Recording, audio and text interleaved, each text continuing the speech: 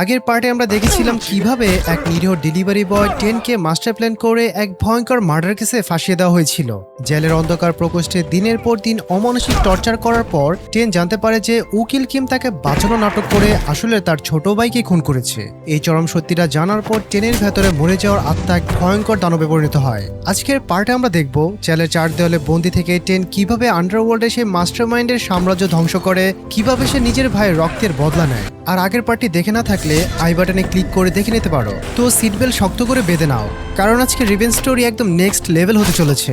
মুভির শুরুতেই জেলের ওই নরক থেকে বেরিয়ে আমরা এবার প্রবেশ করি আন্ডারওয়ার্ল্ডের সেই মাস্টারমাইন্ডের বিলাসবহুল দুনিয়ায়। হ্যাঁ, এবার আমরা দেখতে পাই জনকে। এই জনই হলো সেই কোটিপতি বিজনেসম্যান যে সিসিটিভিতে ওই ছেলেটার উপর নজর রাখছিল এবং তাকে ফাঁসিয়ে জেলে পাঠিয়েছিল। জনের শখ হলো বিভিন্ন দুর্লভ মূর্তি কালেক্ট করা আর বড় বড় মানুষদের ব্ল্যাকমেল করা। সবচেয়ে বড় খেলাটা সে নিজেই খেলছিল। সে যে ছেলেটাকে জেলে পাঠিয়েছিল সে আসলে অন্য কোনো বড় লোকের ক্রাইমের শাস্তি ভোগ করছিল। জন ওই আসল ক্রিমিনালের বাবার সাথে কথা বলে এবং জানায় যে ছেলেটা তোমার ছেলের ক্রাইম নিজের ঘাড়ে নিয়েছিল সে আজ জেলের ভেতর সুইসাইড করেছে। এরপর জনের একটা মিটিং হয় যেখানে ওই লয়ার কিম তাকে কল করে। কিম তাকে জানায় যে টেন সব সত্যি জেনে গেছে, তাকে খতম করতে হবে। জন এক সেকেন্ডও দেরি না করে ডক্টর কিলারকে কল করে। ওই লোকটি ছিল এমন এক সাইকোপ্যাথ যে মানুষদের কেটে টুকরো টুকরো করে মারত। জেলের ভেতর টেনের উপর আবার দোকসুর গুন্ডারা হামলা করে। টেন ঠান্ডা গলায় বলে, আজ তোরা আমাকে ছুতেও পারবি না। শুরু হয় এক রুদ্ধশ্বাস ফাইট। টেন একাই পুরো গ্যাংটাকে ধরে ধরে এমন আছাড় মারে যে সবার হাওয়া বেরিয়ে যায়। ঠিক তখনই স্বয়ং দোকসু সেখানে হাজির হয়। টেন সোজা তার চোখে চোখ রেখে ওয়ার্নিং দেয়, আজকের পর থেকে আমার সাথে আর কোনো পাঙ্গা নিবি না। এদিকে ইয়ং যে জেল থেকে মুক্তি পেয়েছিল সে বাইরে একটা স্টোর চালাতো। তার মেয়ে ইয়নবি এবং তার এক বান্ধবী ওই স্টোরে আসে। ইয়নবি তার বাবার কাছ থেকে টাকা নেয় এবং সেখানে রাখা টেনের একটা ছবি দেখে তাচ্ছিল্য করে বলে, বাহ, জেলের ভেতর তো দেখছি ভালোই ফ্যামিলি বানিয়ে নিয়েছ। তোমার কি মনে হয় তোমার করা পাপের জন্য ঈশ্বর তোমাকে ক্ষমা করবে? এই কথা বলে সে টাকা নিয়ে চলে যায়। এরপর চার্চের ফাদার এসে ইয়ংকে জানায় যে টেন তার বাইবেল ফেরত দিয়ে দিয়েছে। ইয়ং এর বুঝতে বাকি থাকে না যে টেন এবার বড় কোনো ধামাকা করতে চলেছে। এদিকে জেলের ভেতর খবর ছড়িয়ে পড়েছে যে টেন একাই দোকসুর লোকদের পিটিয়েছে এবং তাকে ধমক দিয়েছে। পুরো জেলের দোকসুর ইজ্জত একেবারে মাটিতে মিশে যায়। রাগ এসে সাধারণ কয়েদিকে পেটাতে শুরু করে। ঠিক এই সময় জেলে এন্ট্রি হয় এক নতুন ভয়ঙ্কর ক্যারেক্টার, গ্যাংস। সে নিজেও একজন বড় গুন্ডা এবং ডোকসুর পুরানো শত্রু। ডোকসু রেগে গিয়ে তাকে চড় মারে, কিন্তু গ্যাংস হেসে তাকে অপমান করে বলে যে সে কত দুর্বল হয়ে গেছে। গার্ডরা ডোকসুকে ধরে অফিসে নিয়ে যায়। অফিসার তাকে কড়া ভাষায় বলে, টেনকে মারার জন্য বাড়ি থেকে লোক আসছে, তুমি ওর থেকে 100 হাত দূরে থাকবে। অন্যদিকে টেনের সাথে দেখা করতে আসে ইয়ং। সে জিজ্ঞেস করে যে টেন বাইবেল কেন ফেরত দিয়ে দিল। টেন দৃঢ় গলায় বলে, আমি সম্পূর্ণ নির্দোষ আর আমি এই জেল থেকে খুব জলদি পালাতে চলেছি। ইয়ং তাকে পুরো জেলের একটা ম্যাপ দিয়ে যায়। টেন তীক্ষ্ণ দৃষ্টিতে জেলের গার্ডদের ডিউটি টাইমিং, পালানোর রাস্তা, সিসি ক্যামেরা সবকিছু নোটিস করতে শুরু করে। সে বুঝতে পারে যে বাইরে বেরোনোর একমাত্র রাস্তা হলো জোন বি, কিন্তু সমস্যা হলো সে এখন আটকে আছে জোন এ তে। রাতে দোকসুর এক লোক টেনের সেলে ঢুকে তার উপর মারাত্মক হামলা করে। দুজনের মধ্যে হাড্ডাহাড্ডি লড়াই হয়। সকালে সেল খোলার পর ডোকসুর আশা ছিল তার লোক হাসতে হাসতে বাইরে আসবে, কিন্তু সবার আগে বুক ফুলিয়ে বাইরে আসে টেন। অর্থাৎ রাতে সে ওই লোকটাকে আচ্ছা মতো ধোলাই দিয়েছে। লাঞ্চের সময় টেন সোজাসুজি ডোকসুর সাথে গিয়ে ভেড়ে। টেন সবার সামনে ডিমান্ড করে, তুই কাল রাতে আমার ছেলে লোক পাঠিয়েছিলি কেন? এখনই আমার কাছে মাপ চা। ডোকসু তা অস্বীকার করে। তখন টেন তাকে এমন এক কথা বলে যা ডোকসুর ক্ষতে লবণ ছিটিয়ে দেয়। সে বলে, তুই তো তোর নিজের বোনকে ক্ষতি করেছিলি, অন্য কোনো ছেলেরা নয়। এই কথা শোনা মাত্র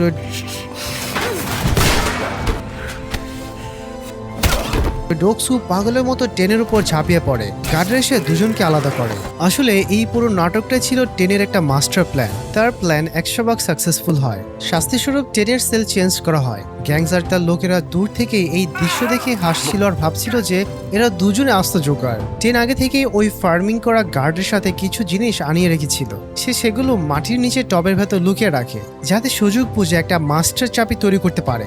এরপর টেন জোন বিয়ের একজন কয়েদিকে এমন পিটুনি দেয় যে লোকটা সোজা হসপিটালে চলে যায়। এর ফলে জোন বিতে একটা জায়গা খালি হয়ে যায়। গার্ডরা এসে যখন জিজ্ঞেস করে জোন বিতে কে যেতে চায়, টেন সাথে সাথে হাত তোলে এবং সেখানে চলে যায়। এটাই ছিল তার পালানোর মেইন রাস্তা। অন্যদিকে জেলের সব কয়েদিকে ভ্যাকসিন দেওয়ার প্রসেস চলছিল, কিন্তু আসল সত্যিটা হলো এই ডক্টর কিলারি ভ্যাকসিন দেওয়ার নাম করে টেনকে বিষ দিয়ে মারার জন্য জেলের ভেতর এন্ট্রি নিয়েছে, কিন্তু ভাগ্যক্রমে টেন তখন গ্যারেজে একটা গাড়ি ঠিক করার কাজে ব্যস্ত ছিল। এই সুযোগে সে লুকিয়ে নিজের চাবিটা বানিয়ে ফেলে এবং সে সযত্নে লুকিয়ে রাখে। সন্ধেবেলা অফিসার এসে টেনকে বলে, আজ রাতে একটা ফাইট আছে, আমি তোমার উপর অনেক টাকা বাজি ধরেছি, তোমাকে জিততেই হবে। এই অফিসার টেনের জায়গা অন্য এক কয়েদিকে ভ্যাকসিন নেওয়ার জন্য পাঠিয়ে দিয়েছিল। ফাইট শুরু হয় এবং টেন রিং এর ভেতর একাই সবাইকে পিটিয়ে তক্তা বানিয়ে দেয়। ফাইট জেতা মাত্রই সে পালানোর চেষ্টা করে, কিন্তু সে পালানোর আগেই ওই গার্ড আর সেই ডক্টর কিলার তার সামনে সে পথ আটকে দাঁড়ায়। গার্ড বলে, টেন, তোমার তো ভ্যাকসিন নেওয়ার বাকি ছিল, তো এখনই নিয়ে নাও। টেনের সেলে নিয়ে গিয়ে তাকে একটা ইনজেকশন পুশ করা হয়। ওই সাইকোপ্যাথ ডক্টর তাকে সোজা ইঁদুর মারার বিষের ইনজেকশন দিয়েছিল। ডক্টর বাইরে গিয়ে জনকে মেসেজ করে, পয়জন দিয়ে দিয়েছি, মাত্র 30 মিনিটের মধ্যেই ও মৃত্যুর কোলে ঢলে পড়বে। টেন নিচের সেলে গিয়ে চার্জ থেকে খুলে আনা সে লোহার প্যারেকটা বের করে এবং সোজা স্টোরেজ রুমে গিয়ে মেইন প্যানেলে একটা শর্ট সার্কিট করে দেয়। পুরো জেলের ইলেকট্রিসিটি চলে যায় এবং সমস্ত সিসিটিভি ক্যামেরা বন্ধ হয়ে যায়। এবার টেন তার আসল প্ল্যান অনুযায়ী কাজ শুরু করে। সে ফটাফট ইউনিফর্ম চেঞ্জ করে ব্যান্ডের ভেতর লুকিয়ে জেলের ভেতর দিয়ে এগোতে থাকে। গার্ডদের সামান্য সন্দেহ হলো, তারা ভাবে যে হয়তো কোনো বড় ইঁদুর হবে। টেন জেলের একদম বাইরের দিকে পৌঁছানোর ঠিক আগ মুহূর্তে আমরা দেখতে পাই ইয়ং বাইরে একটা গাড়ি নিয়ে একদম রেডি হয়ে দাঁড়িয়ে আছে টেনকে নিরাপদে পালানোর জন্য। ঠিক তখনই টেনের সে গার্ড বন্ধুটা সেখানে এসে হাজির হয়। সে ইয়ংকে জিজ্ঞেস করে, এতদিন পর হঠাৎ এখানে কি মনে করে? ইয়ং নার্ভাস হয়ে কোনো মতে একটা বাহানা বানানোর চেষ্টা করে, কিন্তু ঠিক সেই সময় গার্ডের ফোনে কল আসে যে জেলের ভেতর অনেক ইঁদুর ঢুকেছে আর তুমি বাইরে ঘুরছো, জলদি এসে পরিষ্কার করো। গার্ড তড়িঘড়ি করে জেলের ভেতর চলে যায়। অন্যদিকে টেনের শরীরে বিষ তার আসল খেলা দেখাতে শুরু করে দিয়েছে। সে টলতে টলতে ফ্যামিলি ভিজিটিং এরিয়াতে পৌঁছায়, যেখানে একজন বয়স্ক মহিলা জেলের ভেতরে থাকা তার নাতির উপর রাগ দেখাচ্ছিল। টেন নিজের ভাঙা গড়ির কাজ দিয়ে খুব সাবধানে ওই মহিলার হাতের খাবারের প্যাকেটটা কেটে দেয়। মহিলাটি যেমনই প্যাকেটটা তোলে সব খাবার ধূপধাপ করে নিচে পড়ে যায়। সবার মনোযোগ ওই দিকেই চলে যায় আর টেন এই সুযোগে চুপি সারে সেখান থেকে বেরিয়ে পড়ে। কিন্তু ততক্ষণে বিষের প্রভাব টেনের চোখ বন্ধ হয়ে আসছিল। জেলের বাইরে পা রাখতে সে বেহুশ হয়ে মাটিতে লুটিয়ে পড়ে। জেলের স্টাফরা তাকে বাইরে পড়ে থাকতে দেখে তুলে নিয়ে আবার জেলের ক্লিনিকে ভর্তি করে দেয়। অন্যদিকে জন তার নিজের আলাদা দুনিয়াতে মজে ছিল। সে একটা কার রেসিং দেখতে গিয়েছিল। সে অর্গানাইজারকে গিয়ে বলে, আমি শুধু বোরিং রেস দেখতে আসিনি, আমার জন্য গাড়িগুলোর মধ্যে অ্যাক্সিডেন্ট হওয়া চাই, ডেঞ্জার হওয়া চাই। কিন্তু অর্গানাইজার মুখের ওপর না করে দেয়, কারণ এতে ড্রাইভারদের যান চলে যেতে পারে। জন রাগে ফুঁসতে ফুঁসতে সেখান থেকে চলে যায়। বাড়ি ফিরে জন তার শহরের একটা দামি মডেলের উপর খেলনার গাড়িগুলোকে একে অপরের সাথে ধাক্কা খাওয়াতে থাকে, যেন সে আসল দুনিয়াতে কোনো বড়সড় অ্যাক্সিডেন্টের মাস্টার প্ল্যান সাজাচ্ছে। তখন ন্যানি নামের একটা বয়স্ক মহিলা সেখানে আসে। জন তার কানে কানে নিজের ভয়ঙ্কর প্ল্যানের কথা ফিসফিস করে বলে, আর সেটা শুনে ওই মহিলাও একজন সাইকোপ্যাথের মতো অট্টহাসি হাসতে থাকে। এরপর জন সোজা জেলে গিয়ে হাজির হয়। জেলের বড় বড় অফিসাররাও তাকে দেখে রীতিমতো ভয় পেত। জন তাকে বলে, আমি কিছু ডেঞ্জারাস ক্রিমিনাল চাই, ইলিগাল ভাবে তাদের বাইরে বের করো এবং আমার কাছে পাঠাও। ওয়ার্ডেন প্রথমে ভয় পেয়ে মানা করে দেয়, কিন্তু জন তাকে স্বর্ণের বার, টাকা আর সাথে ভয়ঙ্কর হুমকি দেয়। ডিল প্রায় ফাইনাল হয়ে যায়। এদিকে টেনে সে গার্ড বন্ধুটা সিসিটিভি ফুটেজ চেক করে এবং পরিষ্কার বুঝতে পারে যে টেন কিভাবে শর্ট সার্কিট করে বাইরে পালানোর চেষ্টা করেছিল। সিন কাট হয়, আমরা দেখতে পাই টেন পালাতে পারেনি, সে এখনো ওই ক্লিনিকে আছে। বিষের কারণে সে বাইরে বেহুশ হয়ে পড়েছিল বলে আবার ধরা পড়েছে। ডক্টর তাকে বলে, তোমাকে কেউ একজন মরার জন্য বিষ দিয়েছিল, তুমি জাস্ট মরতে মরতে বেঁচে গেছো। তখন গার্ড তাকে জিজ্ঞেস করে, তুমি ইঁদুর মারার বিষ খেয়েছিলে কেন? তুমি কি পালানোর চেষ্টা করেছিলে? আর তোমাকে এই বিষটাই বা কে দিল? কিন্তু টেন কোনো কথার জবাব না দিয়ে শুধু বলে, ইয়াংকে গিয়ে আমার জন্য থ্যাংক ইউ বলে দিও। গার্ড কিছুই বুঝতে পারে না। সে ইয়ং এর কাছে গিয়ে থ্যাংক ইউ বলে এবং তাকেও জিজ্ঞেস করে, কিন্তু ইয়ং মুখ খোলে না। পুরো জেলে খবর ছড়িয়ে পড়েছে যে টেনকে বিষ খাইয়েছিল। গ্যাংস এই খবর শুনেই বুঝে যায় যে এর পেছনে অনেক বড় কোনো গেম চলছে। টেন নিজে থেকে কখনোই এমন কাজ করতে পারে না। এদিকে যে অফিসার জনের সাথে ডিল করছিল সে ডোকসুকে তার সেল থেকে বাইরে বের করে দেয় এবং বলে কোনো মারামারি করবে না। কিন্তু ডোকসু বাইরে আসা মাত্রই টেনকে খুন করার জন্য পাগলের মতো খুঁজতে শুরু করে। হঠাৎ করে ক্লিনিকের লাইট ধূপ করে বন্ধ হয়ে যায়। ডক্টর দৌড়ে বাইরে আসে। গার্ড তাকে জিজ্ঞেস করলে সে বলে, ভেতরে যা হবে তার কোনো রেসপন্সিবিলিটি আমার নেই। গার্ড নিজের বন্দুক নিয়ে দৌড়ে ভেতর যায়। ভেতরে ডোকসু আর তার পুরো গ্যাং টেনকে মারার জন্য তৈরি ছিল, কিন্তু তারা জানতো না যে টেন তাদের মাথার উপর ঘাপটি মেরে দাঁড়িয়ে আছে। টেন হঠাৎ করে স্পাইডারম্যানের মতো উপর থেকে তাদের উপর ঝাঁপিয়ে পড়ে অ্যাম্বুশ করে। শুরু হয় এক রক্তক্ষয়ী লড়াই। টেন একাই ডোকসুর পুরো গ্যাংটাকে পিটিয়ে তক্তা বানিয়ে দেয়।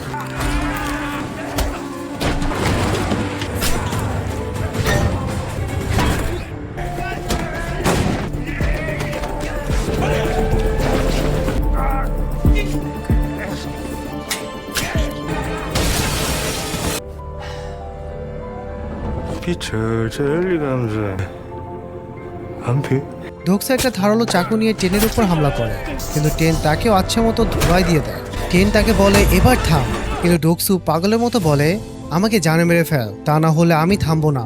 টেন তখন চরম নির্মমভাবে ডোকসু দুটো কান কেটে দেয়। ঠিক তখনই সিকিউরিটি গার্ডরা সেখানে চলে আসে এবং টেনকে সোজা সে অন্ধকার সেলে ছুঁড়ে ফেলে যেখানে আগে ডোকসু থাকতো। ওই অন্ধকার সেলে টেনের চোখের সামনে আবার তার মৃত্যুবায় জিনের হ্যালোসিনেশন বেশে ওঠে। জিন জিজ্ঞেস করে এবার তুমি কি করবে। টেন হতাশ হয়ে বলে আমি জানি না, আমার কাছে আর কোনো প্ল্যান নেই। ঠিক তখনই কেউ একজন পেছন থেকে এসে টেনের মুখ ঢেকে তাকে তুলে নিয়ে যায়। শুধু টেন নয়, জেলের আরো অনেক ভয়ঙ্কর কয়েদিকে এভাবেই বস্তাবন্দি করে ট্রাকে তুলে নেওয়া হয়। এই সব কিছুই জনের ওই ডিলের কারণেই করা হচ্ছিল। ট্রাকে থামে একটা বিশাল বড় ইয়ার্ডে। কয়েদিরা সবাই বাইরে বেরিয়ে আসে। সেখানে জন শয়তানের মতো মুচকি আসতে আসতে এসে দাঁড়ায় এবং সবাইকে ওয়েলকাম জানায়। গল্প এবার 5 বছর আগে সেই অভিশপ্ত রাতে ফিরে যায়, যেদিন টেনের উপর ওই ফেক কেসটা চালানো হয়েছিল। দোইয়ং নামের এক বখাটে বড়লোক ছেলে ফুল নেশায় চুর হয়ে নিজের বাড়িতে বসেছিল। সে তার বাবা, যিনি একজন পলিটিশিয়ান, তাকে কল করে বলে ড্যাড, আমি একটা মেয়েকে খুন করে ফেলেছি একটা চাকু দিয়ে। এই বলে সে পাগলের মতো হাসতে থাকে। তার বাবা প্রথমে ভেবেছিল সে হয়তো ফাজলামি করছে, কিন্তু দোইয়ং সত্যি একটা মেয়েকে খুন করেছিল। অন্যদিকে একটা বিশাল পার্টিতে জন কিছু সরকারি অফিসারদের সাথে তর্কে জড়িয়ে পড়ে। একজন লোক জনকে আঙ্গুল উঁচিয়ে শাসাচ্ছিল। জনের লোকেরা পরে ওই লোকটার সে আঙ্গুলটা কেটে সোজা জনের হাতে এনে দেয়। জন সেটাকে নিয়ে নিজের ঘরে শোপিস হিসেবে সাজিয়ে রাখে। এতেই বোঝা যায় যে জন কতটা ব্রুটাল, নিষ্ঠুর এবং একজন আপাতবস্ত সাইকোপ্যাথ। ঠিক তখনই সে পলিটিশিয়ানের কল আসে জনের কাছে। সে কাঁপা কাঁপা গলায় বলে আমার ছেলে দোইয়ং একটা মেয়েকে খুন করে ফেলেছে, এখন আমি কি করব? জন একগাল হেসে বলে আরে আমি আছি না, আমি সব সামলে নেব। এর বদলে শুধু আমার জন্য একটা ছোট্ট গিফট পাঠিয়ে দাও। জনের বাড়িতে আগে থেকেও এরকম অনেক গিফট পড়েছিল। এর মানে হলো সে আগেও এরকম বহু লোকদের নোংরা কায়েম ধামাচাপা দিয়েছে। এরপর জন তার স্পেশাল ক্লিনিং টিমকে ওই মার্ডার স্পটে পাঠায়। তারা পুরো বাড়িতে স্পাই ডিভাইস লাগিয়ে দেয়। আর জন নিজে ঘরে বসে পুরো সিনটা ইমাজিন করে যে ছেলেটা মেয়েটাকে কিভাবে হিচড়ে নিয়ে গিয়ে খুন করেছে। সিসিটিভি ফুটেজ চেক করতে গিয়ে জনের নজর পড়ে টেনের ওপর, ওই ফুড ডেলিভারি বয় যে প্রায় ওই এলাকায় ডেলিভারি দিতে আসতো। জন শয়তানের মতো মুচকি এসে ভাবে পেয়ে গেছি আমার গেমের পারফেক্ট শিকার। ওই দিন থেকে জন আর তার লোকেরা টেনের উপর ছায়ার মতো নজর রাখতে শুরু করে। টেন যখন বাড়িতে ছিল না তখন জনের লোকেরা তার ঘর থেকে টেনের ফিঙ্গারপ্রিন্ট চুরি করে নেয়। এরপর ওই ফিঙ্গারপ্রিন্টটা রক্তে ডুবিয়ে ক্রাইম সিনের বিভিন্ন জায়গায় ছাপ মেরে দেয়। তারা ওই রাতের ঘটনাটাও জানতো। যখন টেন আর সিওন একসাথে ছিল, তারা টেনের ডাস্টবিন থেকে কন্ডোম চুরি করে তার ভেতর থেকে টেনের সিমেন্ট কালেক্ট করে আর সেটা ওই মৃত মেয়েটির শরীরের ভেতর পুশ করে দেয়। টেনের ওই এনগেজমেন্ট ব্রেসলেটটাও তারা ওই রাতেই তার ঘর থেকে চুরি করেছিল। আর তার ভাই জিনকে খুন করে ব্রেসলেটটা ক্রাইম সিনে ফেলে রেখে আসে। ব্যাস, আর কি চাই? টেন এই ফাতাপাতে এমনভাবে জড়িয়ে পড়ে যে তার বেরোনোর আর কোনো রাস্তাই খোলা ছিল না। গল্প এবার বর্তমানে ফিরে আসে। সমস্ত কয়েদিদের জনের সামনে আনা হয়। সবাইকে এত বছর পর এত সুস্বাদু খাবার দেওয়া হয় যে তারা সবাই পাগলের মতো খাবারের ওপর ঝাঁপিয়ে পড়ে। টেন কিছুই বুঝতে পারছিল না যে এখানে আসলে কি গেম চলছে। রাতে টেন সেখান থেকে পালানোর চেষ্টা করে। সে প্রায় বেরিয়ে গিয়েছিল, কিন্তু জনের গার্ডরা তাকে ধরে ফেলে। তখনই সামনে থেকে জন এসে হাজির হয়। সে তাচ্ছিল্য করে বলে তুমি পালাচ্ছ কেন? তোমাদের সবাইকে এখানে আনতে আমার অনেক কষ্ট হয়েছে জানো। চলো এসো আমার গাড়িতে বসো, কাল একটা স্পোর্টস গেম আছে, তোমাদের একদম রেডি থাকতে হবে। টেন রেগে গিয়ে জিজ্ঞাসা করে তুমি কে আর এই সব কিছু কেন করছো? জন শুধু মুচকি এসে বলে কাল সবকিছু এমনিতেই জেনে যাবে। টেনের সেলমেট তার সাথে বন্ধুত্ব করার চেষ্টা করে। সে জোর করে টেনকে সাথে নিয়ে খেতে যায়। সেখানে আবার দোকসু আর তার গুন্ডারা টেনকে মারার জন্য ঘিরে ধরে। টেনও ফাইট করার জন্য একদম রেডি হয়ে যায়। সে একটা কাচের বোতল ভেঙে হাতে তুলে নেয়, কিন্তু তখন জন তার স্পেশাল গার্ডদের পাঠিয়ে ফাইট থামিয়ে দেয়। পরের দিন আমরা সেই একই সিন দেখতে পাই যা আগে দেখেছিলাম। জন সবাইকে জানায় যে এই জায়গাটা আসলে একটা রেস ট্র্যাক। একজন কয়েদি চিৎকার করে বলে আমি এখান থেকে পালাবো আর তোমাদের সবার নামে পুলিশে কেস করব। জন বিন্দুমাত্র কিছু না ভেবে সোজা নিজের বন্দুক বের করে লোকটার মাথায় গুলি করে দেয়। বাকিরা সবাই ভয়ে কাঁপতে শুরু করে। জন পৈচাসিক হাসি হেসে অ্যানাউন্স করে আজ এখানে মৃত্যুর রেস হবে। আর এই গেমের রুলস একটাই, এখানে কোনো রুলস নেই। যে ফার্স্ট হবে সে পাবে 5 বিলিয়ন ওন। সবার শার্টের উপর নম্বর লেখা ছিল।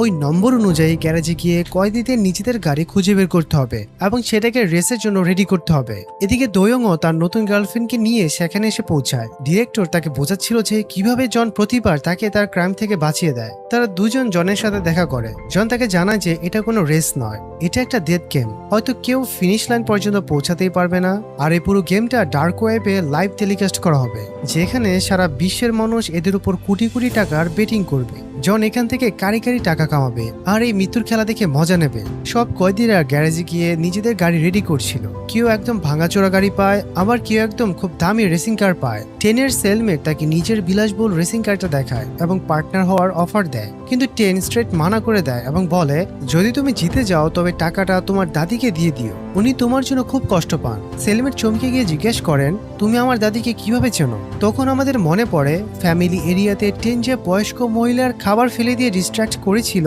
এই ছেলেটা হলো তারই নাতি। যাই হোক, সেলমেট টেনকে পার্টনার হওয়ার জন্য বারবার জোর করতে থাকে আর গ্যারেজে সবাই তাদের দিকে তাকিয়েছিল। দোক্সু আসলে এই সেলমেটকে টেনের উপর নজর রাখার জন্য পাঠিয়েছিল, কিন্তু ছেলেটা সত্যি সত্যি টেনের সাথে বন্ধুত্ব করতে চাইছিল। এদিকে গ্যাংজো চুপি চুপি তার লোকদের বলে দেয় শোনো, তোমাদের সবাইকে মিলেমিশে খেলতে হবে আর আমরা তোমাদের লিড করব।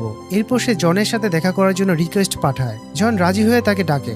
গ্যাংস জনের সাথে পার্টনার হয়ে কাজ করতে চায়, কিন্তু জন তার বায়োডাটা আগে থেকেই চেক করে রেখেছিল। সে জানতো যে গ্যাংস এক নম্বর মিথ্যাবাদী এবং ধোঁকাবাজ। বেঈমানি করাটাই তার স্বভাব। জন তাকে বলে আমি তোমার উপর ভরসা করব কিভাবে? গ্যাংস কনফিডেন্সের সাথে বলে তুমি আমার উপর বিশ্বাস রাখো, আমি তোমার প্রতি 100% লয়াল থাকবো। জন মুচকি এসে বলে ঠিক আছে, আমি ভেবে দেখবো। এরপর দোক্সু জনের সাথে দেখা করতে আসে। সে পরিষ্কার বলে দেয় আমার তোমার ওই ফালতু টাকা চাই না, আমাকে শুধু তোমার ওই একটা গার্ডকে খুন করতে হবে। জন হেসে বলে তুমি খেলার মাঠে যা খুশি তাই করতে পারো, কিন্তু যদি মাঠের বাইরে কিছু করো তবে তুমি ক্রিমিনাল বলে গণ্য হবে। তোমার যা করার মাঠের ভেতরই করো, কেউ তোমাকে বাধা দেবে না। এরপর আমরা এক কয়েদিকে দেখতে পাই যে অন্য একজনকে পিটিয়ে তার ভালো গাড়িটা জোর করে ছিনিয়ে নিয়ে যাচ্ছে। গ্যাংস এর দৃশ্য দেখে বুঝতে পারে যে জন সত্যিই বলেছিল এখানে কোনো রুলস নেই। এদিকে সেলমেট তার গাড়িটা টেনকে দেখাচ্ছিল। টেন গাড়িটা চালিয়ে দেখে বলে এটা তো একটা আস্ত জঞ্জাল। সেলমেট রেগে গিয়ে বলে তুমি আমার গাড়ি দেখে হিংসা করো না। টেন বলে এতে অনেক কিছু ফিক্স করতে হবে। হঠাৎ করে সমস্ত কয়েদিরা বিদ্রোহ শুরু করে দেয়। পাওয়ারফুল কয়েদিরা দুর্বলদের পিটিয়ে তাদের ভালো গাড়িগুলো ছিনিয়ে নিতে শুরু করে। গ্যাংসও সেলমেটের গাড়িটা দখল করতে আসে, কিন্তু টেন আর সেলমেট সেখান থেকে বেরিয়ে যায়। দোক্সু সবকিছু খেয়াল করছিল এবং সেও মাঠে নেমে পড়ে। গ্যাংসও তার গাড়ি নিয়ে ময়দানে চলে আসে। এবার মাঠে তিনজন একে অপর গাড়িকে তাড়া করতে শুরু করে। টেন, দোক্সু আর গ্যাংস পাক্কা 20 মিনিট ধরে তাদের ভয়ঙ্কর রেস চলতে থাকে, কিন্তু জন এই রেস থামিয়ে দেয়। আর অফিসিয়ালি রেস তখনও শুরু হওয়া বাকি ছিল। এরই মধ্যে সেলমেট গাড়িটা পুরোপুরি খারাপ হয়ে যায় এবং তাতে একটা ব্লাস্ট হয়। গাড়িটা একেবারে শেষ হয়ে যায়। ঠিক তখনই টেনের নজর যায় একটা র্যাম্পের দিকে, যেটা উপরের দিকে উঠে গেছে। পরের দিন টেন জনের সাথে দেখা করার জন্য জেদ ধরে এবং তাকে ডাকা হয়। টেন পুরো জায়গাটা খুব ভালোভাবে অবজার্ভ করছিল। জন তাকে জানায় যে এই পুরো জায়গাটা চারদিক থেকে পানি দিয়ে ঘেরা আর এখান থেকে বাইরে বেরোনোর মাত্র একটাই রাস্তা। টেন নিমিষের মধ্যে বুঝে যায় যে এই পুরো গেমটা রেসিং এর জন্য নয়, বরং সবাইকে মারার জন্য তৈরি করা হয়েছে। জন হাসতে হাসতে বলে তুমি দেখছি বেশ বুদ্ধিমান। টেন জিজ্ঞেস করে এইসব করে কি লাভ? জন বলে এতে চরম মজা পাওয়া যায়। টেন এরপর জনের কাছে ভিটামিন চায়। গার্ড তাকে ভিটামিন এনে দেয়। টেন বলে এগুলো আমাকে নয়, ওই গাছগুলোকে দাও, দেখো গাছগুলো কেমন শুকিয়ে গেছে। টেন চলে যাওয়ার পর জন গাছগুলোর দিকে তাকায় এবং গার্ডকে বলে গাছগুলো চেঞ্জ করে দিতে। টেন গ্যারেজে এসে নিজের গাড়ি ফিক্স করতে শুরু করে। অন্যদিকে গ্যাংস টেনকে নিয়ে রীতিমতো ভয় পাচ্ছিল। সে তার লোকদের বলে সবার আগে আমাদের এই টেনকে সাইড করতে হবে, ওকে মেরে রাস্তা থেকে না সরালে ও আমাদের কাউকে জিতে দেবে না। এরই মধ্যে জন গ্যাংসকে কল করে নিজের কাছে ডাকে এবং বলে ঠিক আছে, তুমি আমার হয়ে কাজ করতে পারো, আর তোমার জন্য তোমার গাড়িতে একটা আমি স্পেশাল গিফট রেখেছি। সবাই গ্যারেজের দিকে যেতে থাকে। জন টেনকে দেখে ভাবতে শুরু করে একে আমি আগে কোথাও দেখেছি বলে মনে হচ্ছে। রেসিং শুরু হওয়ার ঠিক আগ মুহূর্তে দোয়ং বলে ওঠে আমার মনে হচ্ছে এই 9 নম্বর গাড়ির লোকটাই জিতবে। সে আসলে টেনকে পয়েন্ট করে বলছিল। ফাইনাল রেস শুরু হয়। টেন সবার আগে রকেটের মতো বেরিয়ে যায়, কিন্তু জন তখনও গভীরভাবে ভাবছিল যে সে টেনকে কোথাও দেখেছে। হঠাৎ তার ওই গাছের কথাগুলো মনে পড়ে যায় আর তার ব্রেন 5 বছর আগে ওই ফ্যাক্ট কেসে চলে যায়। তার মনে পড়ে যায় যে টেন একজন প্ল্যান্ট লাভার ছিল। সে বুঝতে পারে যে আরে এই তো সেই একই ছেলে যাকে সে ফ্যাক্ট কেসে ফাঁসিয়ে জেলে পাঠিয়েছিল। এদিকে দোক্সু টেনের গাড়িটাকে ওভারটেক করে সামনে এসে দাঁড়ায় এবং টেনকে মারার জন্য নিজের চাকু বের করে। জন এই দৃশ্য দেখে খুশিতে লাফিয়ে ওঠে, কিন্তু পরের দৃশ্যে আমরা দেখতে পাই ওই গাড়িতে তো সেলমেট বসে আছে, টেন নয়। জন কনফিউজড হয়ে যায়, টেন তাহলে গেল কোথায়? ঠিক তখনই টেন একটা স্পোর্টস বাইক নিয়ে র্যাম থেকে ফ্লাই করে গ্র্যান্ড এন্ট্রি নেয়, কারণ আগেই বলা হয়েছিল এখানে কার রেসিং এ কোনো রুলস নেই। টেন বাইক চালিয়ে সবার আগে বেরিয়ে যায়। সবচেয়ে ডেঞ্জারাস ব্যাপার হলো সে তার বাইকের সাথে একটা গ্যাস সিলিন্ডার বেঁধে রেখেছিল। গ্যাংসও টেনের পিছু নেয়। জন গ্যাংসকে রেডিওতে বলে, আমি তোমার গাড়িতে যে গিফটটা রেখেছিলাম সেটা ইউজ করছো না কেন? গিফটটা ছিল একটা লোডেড গান। গ্যাংস এবার সোজা টেনের উপর ফায়ার করতে শুরু করে, কিন্তু টেন চরম বুদ্ধিমত্তার সাথে তার বাইকের সিলিন্ডারটা গ্যাংসের গাড়ির নিচে ছুঁড়ে মারে। সিলিন্ডার ব্লাস্ট হয়ে গ্যাংসের গাড়িটা ডিসবাজি খেয়ে উল্টে যায়। জন রেগে গিয়ে অ্যানাউন্সমেন্ট করে, তোমরা সব কার ড্রাইভাররা মিলে ওই বাইকারওয়ালাকে ধরে এলিমিনেট করো। যে ওকে মারবে তাকে আমি এখনই 10 বিলিয়ন ওন দেব, প্রাইস মানি ডাবল। এই অফার শুনে সবাই পাগলের মতো টেনের পিছু নেয়। ডক্সু তার গাড়ি দিয়ে সজোরে ধাক্কা মেরে টেনকে বাইক থেকে ফেলে দেয়। শুরু হয় দুজনের মধ্যে মারাত্মক ফাইট। বাকি গাড়িগুলো এসে টেনকে ধাক্কা মারার চেষ্টা করে, কিন্তু টেন একা হাতে ডক্সুকে পিটিয়ে বেহুশ করে দেয়। জনের মাথা এবার পুরোপুরি খারাপ হয়ে যায়। সে নিজের টেবিলের নিচ থেকে একটা স্নাইপার বের করে এবং টেনের মাথায় তাক করে ট্রিগার চাপে, কিন্তু তার চালানো গুলি টেনের গায়ে না লেগে অন্য এক কয়েদির গায়ে গিয়ে লাগে। টেন দ্রুত নিজের বাইক তুলে নিয়ে সেখান থেকে পালাতে শুরু করে। জনের সমস্ত লোকেরা গাড়ি নিয়ে তার পিছু নেয়, কিন্তু টেন তার ওই সিলিন্ডার ট্রিক ইউজ করে একের পর এক গাড়ি ব্লাস্ট করতে থাকে। পুরো ময়দানে এক বিশাল বিস্ফোরণ হয়। টেন ফুল স্পিডে বাইক চালিয়ে ওই র্যাম্পের উপর দিয়ে শূন্যে উড়ে যায়। জন ঠিকই বুঝতে পেরেছিল যে টেন আসলে পালানোর জন্য র্যাম্পটার দিকে তাকিয়েছিল। টেন বাইক নিয়ে শূন্যে বাসার সময় জন তার স্নাইপার দিয়ে নিখুঁত নিশানা করে গুলি চালায়। টেন কোনো মতে সেখান থেকে ছিটকে বেরিয়ে তো যায়, কিন্তু জনের গুলি তার ঘাড়ে বিঁধে যায়।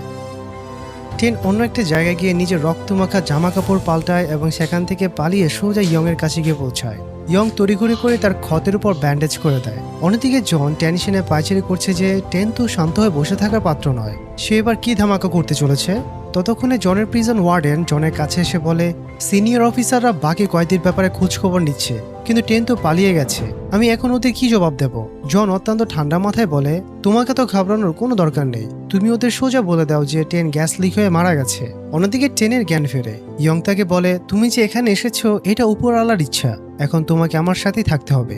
সে টেনকে ইউজ করার জন্য একটা ফোনও দেয়। টেন তার মৃত মা আর ভাইয়ের মেমোরিয়ালে যায় এবং শপথ নেয় যে জিনের খনি ওই উকিল কিমকে সে নিজের হাতে শেষ করবে। টেন সবার আগে কিমের পিছু নেয়। কিছুক্ষণ ধাওয়া করার পর সে তাকে ধরে ফেলে। টেন তাকে আচ্ছা মতো ধোলায় দেয়। উকিল কিম মার খেতে খেতে বলে, আমাকে উপর থেকে যেমন অর্ডার দেওয়া হয় আমি ঠিক তেমনটাই করি, আমি তোমাকে তার নাম বলতে পারবো না, বললে সে আমাকে মেরেই ফেলবে।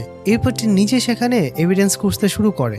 তখনই সে একটা ফাইল পায় যেখানে সংজং নামের একটা মেয়ের সমস্ত ইনফরমেশন ছিল। টেন কিমকে যারা করলে সে স্বীকার করে যে আমরা অন্যের করা ক্রাইম আরেকজন ইনোসেন্ট মানুষের ঘাড়ে চাপানোর কাজ করি। আমরা একটা পারফেক্ট ক্রাইম ফ্রেম করার জন্য খুঁটিনাটি সব এভিডেন্স কালেক্ট করি। ঠিক তখন জনের একজন স্পেশাল এবং ডেডলি ম্যান সেখানে এসে হাজির হয় এবং টেনের সাথে তার এক ভয়ঙ্কর ফাইট শুরু হয়।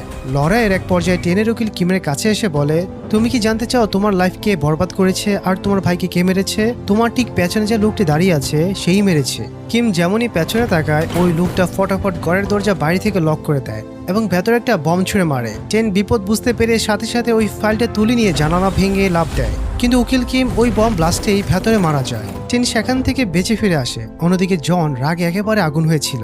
তখনই তার কাছে কল আসে যে ওই লোকটার হাত থেকে ফসকে টেন আবার পালিয়েছে। জন ডিসাইড করে যে সে তার ওই স্পেশাল ম্যানকে নিজে শেষ করে দেবে, কারণ সে আর এখন কোনো কাজেরই নয়। জন তাকে নির্মমভাবে খুন করে। এরপর আমরা পুলিশ স্টেশনে একজন লোককে দেখতে পাই যার উপর থেকে ঘুষ নেওয়ার সমস্ত চার্জ তুলে নেওয়া হয়েছে। সে জিজ্ঞেস করে, তুমি এর বদলে আমার কাছে কি চাও, কারণ তুমি তো আর এটা ফ্রিতে করছো না। তখন তাকে একটা কারের নাম্বার দেওয়া হয়। সে বাইরে গিয়ে দেখে যে ওই কারের ভেতর জন বসে আছে। জন তাকে বলে, তোমাকে একটা লোককে খুঁজে বের করতে হবে, এর বদলে তুমি যা চাইবে তাই পাবে। অন্যদিকে টেন ইয়ংকে ওই পার্লার চালানো মহিলার ব্যাপারে সবকিছু খুলে বলে, যাকে জন নতুন টার্গেট বানাতে চলেছে। ইয়ং টেনকে বুকে জড়িয়ে ধরে ইমোশনাল হয়ে বলে, তুমি এত কিছু একা হাতে কিভাবে সহ্য করলে? সে টেনকে সব সময়ের জন্য তার সাথে থাকতে বলে এবং কথা দেয় যে সে তার ছায়ার মতো পাশে থাকবে। এদিকে গার্ড অফিসার ইউ পাগল হয়ে যাচ্ছিল যে টেন আসলে গেল কোথায়। সে আরো বেশি চিন্তায় পড়ে যায় এটা দেখে যে জেলের ওয়ার্ডেন এই বিষয়ে কোনো মাথায় ব্যথাই নেই। ঠিক তখনই তাকে ওই ইন্সপেক্টরের সাথে ইন্ট্রোডিউস করা হয় এবং বলা হয় যে এই লোকটা টেনকে খুঁজে বের করবে। অফিসার ইউ ভেবেছিল এটা একটা অফিসিয়াল ইনভেস্টিগেশন, কিন্তু সে জানতো না যে এই লোকটা আসলে জনের হয়ে কাজ করছে। এরপর তারা টেনের সেলে গিয়ে তার সমস্ত জিনিসপত্র তন্ন করে খুঁজতে থাকে। এরপর আমরা সেই মহিলাকে দেখতে পাই যে এবার জনের নতুন ভিকটিম হতে চলেছে। সে একটা হেয়ার সেলুন চালাতো এবং তার একটা ছোট্ট মেয়ে ছিল যার অ্যাজমা বা হাঁপানি সমস্যা ছিল। জন এদেরকেও তার সিসিটিভির মাধ্যমে কড়া সার্ভেলিয়েন্স রেখেছিল। এদিকে টেন পুরো গেমটা ফিগার আউট করে ফেলে। সে বুঝতে পারে যে ওই মহিলার সাথে ঠিক তাই হতে চলেছে যা 5 বছর আগে তার সাথে হয়েছিল। এখন শুধু ওই ফোনটা পাওয়ার অপেক্ষা, যার জন্য তাকে খুব ফার্স্ট কাজ করতে হবে, তা না হলে মহিলাটি বড় বিপদে পড়বে। টেন ইয়ংকে বলে, আমরা কিভাবে খুঁজে বের করব যে এদের পেছনের মাস্টারমাইন্ডকে? টেন নিজেই জবাব দেয়, আমরা ঠিক ওদের পলিসিতেই ওদের ধরবো। যেমন এরা ওই মহিলার উপর নজর রাখছে, আমরাও ঠিক তেমনই ওই মহিলার উপর নজর রাখবো, কারণ এভিডেন্স কালেক্ট করার জন্য তারা নিশ্চয়ই ওই মহিলার আশেপাশে ঘোরাঘুরি করবে। ইয়ং টেনকে কিছু টাকা দেয়। টেন প্রথমে মানা করে, কিন্তু ইয়ং জোর করে তাকে টাকাগুলো দেয়। ইয়ং চলে যাওয়ার পর তার মেয়ে ইয়নবি সেখানে আসে। টেন ভাবে সে হয়তো কোনো চোর, তাই সে তাকে খপ করে ধরে ফেলে, কিন্তু ইয়ং এ সে জানায় যে এটা তার মেয়ে। ইয়নবি টেনকে দেখে চিনে ফেলে এবং ইয়ংকে বলে, ও তাহলে এই সে ছবির লোকটা, তুমি তোমার ছেলেকে পেয়ে গেছো। ইয়নবি টেনকে বাইরে ডাকে এবং বলে, আমি খুব ভালো করে জানি যে তুমি এখানে ফ্রিতে থাকো, কারণ তোমার থাকার কোনো জায়গা নেই, তাই আমি প্রতি বৃহস্পতিবার তোমার কাছ থেকে ভাড়ার টাকা নিতে আসবো। এই কথা বলে সে টেনের পেটে একটা ঘুষি মেরে সেখান থেকে চলে যায়। টেন ভেতরে এলে ইয়ং জিজ্ঞেস করে, ও কি তোমাকে মেরেছে? টেন হাসি মুখে বলে, না। ইয়ং বলে, নিশ্চয়ই টাকা চেয়েছে। আমি হয়তো একজন ভালো বাবা হতে পারিনি, কিন্তু বিশ্বাস করো ওর মনটা সত্যি খুব পরিষ্কার। টেন সম্মতি দিয়ে বলে, হ্যাঁ, ওর হৃদয়টা সত্যি খুব সুন্দর। এরপর আমরা ওই পুলিশ অফিসার এবং অফিসার ইউকে উকিল কিমের ডেড বডির কাছে দেখতে পাই। পুলিশ অফিসার ইউকে উদ্দেশ্য করে বলে, দেখো তোমার ওই সাধের টেন কি করেছে। সে একটি ছবি দেখায়, কিন্তু ইউ বলে যে সেই লোকটাকে চিনতে পারছে না। অন্যদিকে জন এমন একটা ওয়েপন খুঁজছিল যা দিয়ে সে ওই মহিলাটিকে ক্রাইম সিনে ফাঁসাতে পারে। ঠিক তখনই তার কাছে একটা ফোনের রিংটোন শোনা যায়। টেন সেখানে পৌঁছায় এবং ওই মহিলার ছোট্ট মেয়ের কাছ থেকে জানতে পারে যে তার মা অলরেডি ফোনটা ডেলিভারি করার জন্য বেরিয়ে গেছে। এদিকে ইয়ং এর কাছে অফিসার ইউ আর ওই ইন্সপেক্টর এসে হাজির হয়। তার ইয়ংকে টেনের ব্যাপারে জেরা করতে থাকে। তুমি ওর সাথে কেন কন্ট্যাক্ট করার চেষ্টা করছো? ইয়ং অবাক হওয়ার ভান করে বলে, টেন তো জেলের ভেতরে আছে, তাই না? তারা জানায়, না, সে পালিয়েছে, আর আমরা খুব ভালো করে জানি যে তুমি তাকে লুকিয়ে রেখেছো। জলদি বলো সে কোথায়। এই কথা বলে তারা জোর করে ঘরের ভেতর তল্লাশি শুরু করে দেয়। তারা দেখতে পায় যে ইয়নবি ভেতরে কাপড় পাল্টাচ্ছে। ইয়নবি রেগে গিয়ে তাদের যাচ্ছে তাই গালিগালাজ করে সেখান থেকে তাড়িয়ে দেয়। ইয়ং অফিসার ইউকে কড়া গলায় বলে, আমি চাই না তুমি আর কখনো আমার সাথে দেখা করতে আসো, কারণ আমার এসব একদমই ভালো লাগছে না। ইউ বাইরে গিয়ে ওই ইন্সপেক্টরকে বকা দিয়ে বলে, আমি তোমাকে বলেছিলাম না ওর সাথে শান্তভাবে কথা বলতে, কিন্তু তোমার তো কোনো ম্যানার্স নেই। আমরা এবার ওই মহিলাটিকে দেখতে পাই যে ওই ফোনটা ডেলিভারি করার জন্য স্পটে গেছে। ঠিক তখনই টেন তার বাইক নিয়ে রকেটের মতো সেখানে এসে ছৌ মেরে ফোনটা চুরি করে নিয়ে যায়। জনের লোকেরা তাকে ধাওয়া করে, কিন্তু টেন তাদের ধুলু খাইয়ে সেখান থেকে বেঁচে ফেরে। এই খবর জনের কাছে পৌঁছালে সে রাগে অগ্নিশর্মা হয়ে যায়। টেন ফিরে এসে জংকে জানায় যে সে ফোনটা চুরি করে এনেছে। ইয়ং থেকে পুলিশের রেড করার কথা জানায়। টেন গিল্টি ফিল করে সরি বলে, আমার জন্যই তোমার সাথে এসব কিছু হচ্ছে, কিন্তু ইয়ং তাকে আশ্বস্ত করে বলে, আরে এসব কোনো ব্যাপার না, তুমি এখান থেকে কোথাও যাবে না। এরপর টেন ওই ফোনে আবার কল ব্যাক করে এবং ওপাশের লোককে বলে, তোমার ফোন আমার কাছে আছে, যদি এটা ফেরত চাও তবে টাকা নিয়ে জলদি চলে এসো। এই খবর জন এসে এভিডেন্স হ্যান্ডেলারের কাছে পৌঁছায়। সে ওই মেয়েটিকে নির্দেশ দেয় যে কোনো মূল্যে ফোনটা ফেরত নিয়ে আসো আর ওই ছেলেটিকে খতম করে দাও। টেন দূর থেকে দাঁড়িয়ে ওই মেয়েটিকে মনিটর করতে থাকে। সে অত্যন্ত স্মার্টলি মেয়েটার কাছ থেকে টাকাটা নিয়ে নেয় এবং তাকে বলে যে ফোনটা অমুক বিল্ডিং এর ভেতর আছে। মেয়েটা ফোনটা নেওয়ার জন্য সেখানে যায়। টেন তাকে ফলো করে আসল ডেরায় পৌঁছানোর প্ল্যান করছিল, কিন্তু অন্যদিকে জন তার এক ফিমেল পার্টনারকে নিয়ে সেখানে পৌঁছে যায়। জন জানতে পারে যে ওই চোরটা টাকা চেয়েছিল এবং এরা টাকা দিয়েছে। জন রেগে গিয়ে বলে, তোমরা আমাকে না জানিয়ে এই কাজটা কেন করলে? আর এই কথা বলে সে নিজের হাতে খুন করে ফেলে। এরপর জন তার আরেক পার্টনারকে পুরো ম্যাটারটা হ্যান্ডেল করার নির্দেশ দেয়। টেন সেখানে পৌঁছায় এবং একজন লোককে বেহুশ করে তার কাপড় পরে নেয়। সে সবকিছু নিজের ক্যামেরায় রেকর্ড করছিল। ঠিক তখনই তার ফোন বেজে ওঠে। ইয়ং তাকে জানায় যে ওই সেলুন ওয়ালের মহিলার বাড়িতে কেউ একজন ঢুকেছে। এই ফোনের রিংটোনের কারণেই জনের লোকেরা টেনের উপর সন্দেহ করে ফেলে। টেন সেখান থেকে দৌড় লাগায়। অন্যদিকে ওই মেয়েটা সেলুন ওয়ালের মহিলাটার কাছে পৌঁছে গিয়েছিল। টেন একদম লাস্ট মোমেন্ট এসে এন্ট্রি নেয় এবং ওই মেয়েটার সাথে তার এক মারাত্মক ফাইট শুরু হয়। কিন্তু ঠিক তখনই সেখানে পুলিশ চলে আসে এবং মেয়েটা সেখান থেকে পালিয়ে যায়। জন ততক্ষণে বুঝে গিয়েছিল যে টেন হাত ধুয়ে তার পেছনে পড়েছে। তখনই তার কাছে দোয়ং আসে। এই দোয়ংই হলো সেই ছেলে যার ক্রাইমের শাস্তি টেন ভোগ করেছিল। সে তার বাবার সাথে এসেছিল।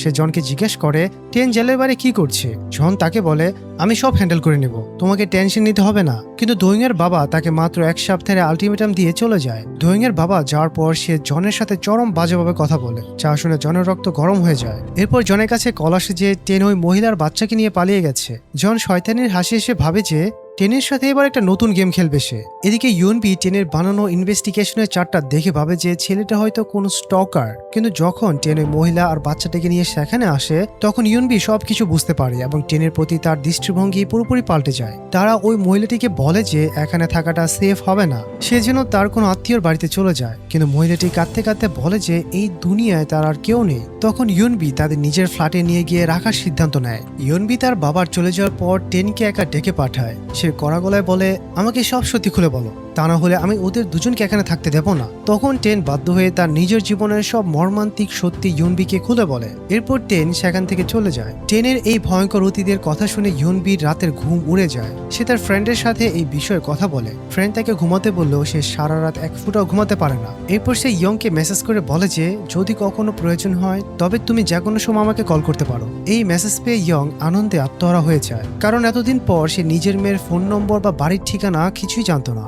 সে টেনকে বলে তুমি আমার লাকি চার্ম, তোমার জন্যই আজ এত কিছু পসিবল হয়েছে। টেন তাকে জিজ্ঞেস করে ইউনবির এমন রুক্ষ হওয়ার পেছনের কারণ কি। ইয়ং তখন খুব ইমোশনাল হয়ে টেনকে বলে আমি আমার মেয়ের সাথে খুব খারাপ কাজ করেছি। এরপর তারা দুজন যখন ঘরে ফেরে তখন টিভিতে নিউজ চলছিল। তারা দেখে যে জন ওই কেসে অন্য একজনকে ফাঁসিয়ে দিয়েছে। তারা শুধু ওই মহিলাটিকে বাঁচাতে পেরেছে, কিন্তু জন ওই মার্ডার কেসটা সম্পূর্ণ নির্দোষ অন্য একজনের ঘাড়ে চাপিয়ে দিয়েছে। টেন এক মুহূর্ত দেরি না করে সোজা সেই জায়গায় যায় যেখানে তারা এভিডেন্স কালেক্ট করত।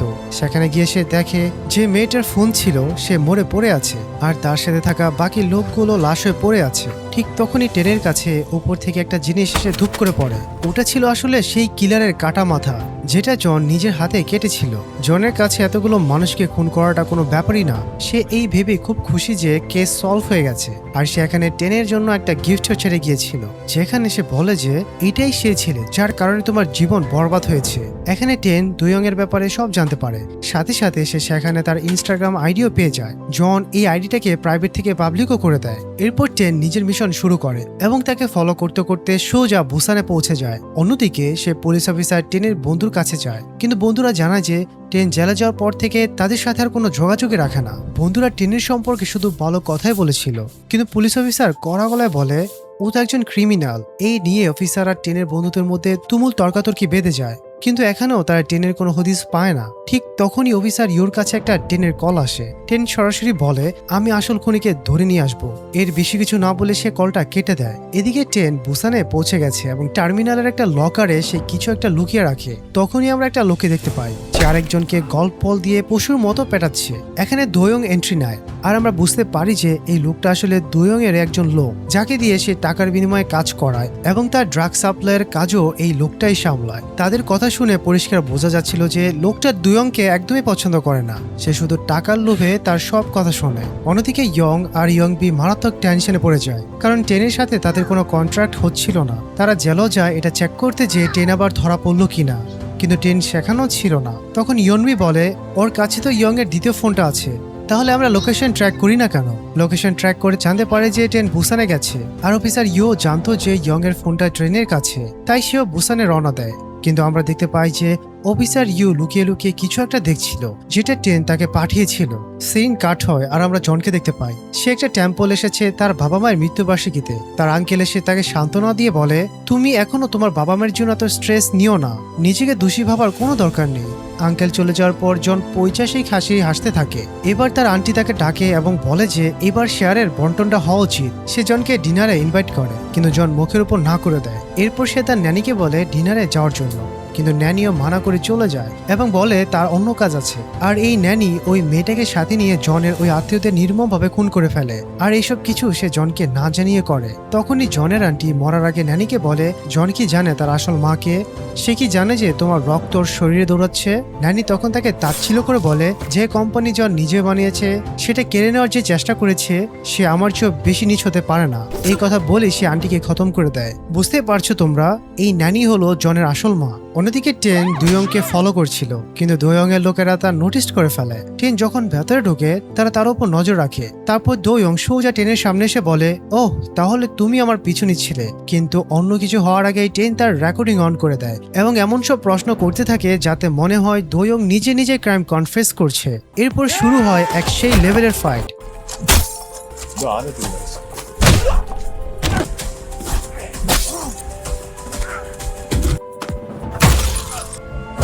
কিন্তু তারা সবাই মিলে টেনকে বেঁধে এক জায়গায় ফেলে রাখে। এদিকে জন জানতে পারে যে তার ফ্যামিলি মারা গেছে। সে ফিউনারালের জন্য রেডি হয় এবং ন্যানিকে এই অ্যাক্সিডেন্টের সম্পর্কে জিজ্ঞেস করে, কিন্তু ন্যানি মিথ্যা বলে যে একটা ফায়ার অ্যাক্সিডেন্ট হয়েছিল আর তাতেই সবাই মারা গেছে। এরপর দুয়ংয়ের কল আসে জনের কাছে। সে জনকে বলে, তুমি তো ওকে ধরতে পারোনি, কিন্তু আমি টেনকে ধরে ফেলেছি। অন্যদিকে ইয়ং আর ইয়নবি বুসানে পৌঁছে যায় আর তাদের সাথে সাথে পুলিশও সেখানে চলে আসে। তারা আলাদা আলাদা হয়ে ট্রেনকে খুঁজতে শুরু করে। দুয়ং এবার ট্রেনের কাছে যায়, কিন্তু গিয়ে দেখে ট্রেন সেখান থেকে গায়েব। ইয়ং তাকে সেখান থেকে উদ্ধার করে নিয়ে এসেছিল। তারা যখন পালাচ্ছিল তখন অফিসার ইউ তাদের দেখে ফেলে এবং তাদের পালাতে নিষেধ করে। ট্রেন তাকে বলে, আমাদের যেতে দেওয়াটা তোমার জন্য ভালো হবে। তারপর সেখানে আরেকজন পুলিশ অফিসার চলে আসে, কিন্তু ইয়নবি সেখানে এন্ট্রি নিয়ে পুরো সিচুয়েশন সামলে নেয়। এই সুযোগে টেন আর ইয়ং সেখান থেকে পালিয়ে যায়। টেন যায় বাইকে আর ইয়ং কারে। রাতে ইয়নবি তাদের নিয়ে তার এক ফ্রেন্ডের বাড়িতে যায়। পথেই তাদের কার খারাপ হয়ে যায়, তাই ইয়ং কারের কাছে রয়ে যায়। তারপর আমরা দেখি টেন ঘুমাচ্ছে আর ইয়নবি এক দৃষ্টিতে তার দিকে তাকিয়ে আছে। তার ফ্রেন্ড জিজ্ঞেস করে, কি রে, ছেলেটাকে তোর পছন্দ নাকি? কিন্তু ইয়নবি কোনো জবাব দেয় না। পরের দিন অফিসার ইউ সেই লকারটা খোলে যার পাসওয়ার্ড টেন তাকে দিয়েছিল, আর তার ভেতর থেকে দুয়ং এর সমস্ত কালো ইনফরমেশন বেরিয়ে আসে। অন্যদিকে দুয়ং সবকিছু জানতে পারে এবং জনকে কল করে গর্জে ওঠে, টেনকে আমার ব্যাপারে সব ইনফরমেশন কি তুমি দিয়েছিলে? দুয়ং তাকে জানায় যে টেন পালিয়েছে। তখন জন বুঝতে পারে যে টেনকে সাহায্য করার জন্য আরো লোক হয়তো আছে। এদিকে টেন ইয়ংকে বলেছে যে সে শুধু একটা ক্ষমা চায় দুয়ং এর কাছ থেকে। ইয়ংবি আড়াল থেকে কথা শোনে। এরপর দুয়ং এবং ট্রেন দুজনে নিজেদের প্রস্তুতির কাজে লেগে পড়ে। দুয়ং তার সমস্ত গুন্ডাদের একজোট করছিল এবং ইচ্ছে করে টেনকে ডাকতে সোশ্যাল মিডিয়ায় পোস্ট করছিল। অন্যদিকে টেন একটা ডেডলি নেইল গান বানাচ্ছিল যেখান থেকে বুলেটের বদলে ধারালো প্যারেক বের হয়। জন দুয়ং এর বাবার কাছে যায়। দুয়ং এর বাবা এলে জন বলে, টেন তোমার ছেলের সাথে দেখা করেছিল, এখন তোমার আমার সাহায্য চাই কিনা? কিন্তু বাবা উল্টে জনের ওপর চিল্লাতে থাকে, তোমার কাজ ছিল ওকে শেষ করা, তুমি সেটা ঠিকমতো করনি, আর এখন তুমি আমাকে সাহায্য করতে এসেছো। দুজনের মধ্যে চরম বাকবিতণ্ডা হয়। রাতের বেলা দুয়ং এর বাবা জনের বাড়িতে অ্যাসাসিন পাঠায়, কিন্তু জন একাই তাদের সবাইকে জমের বাড়ি পাঠিয়ে দেয়।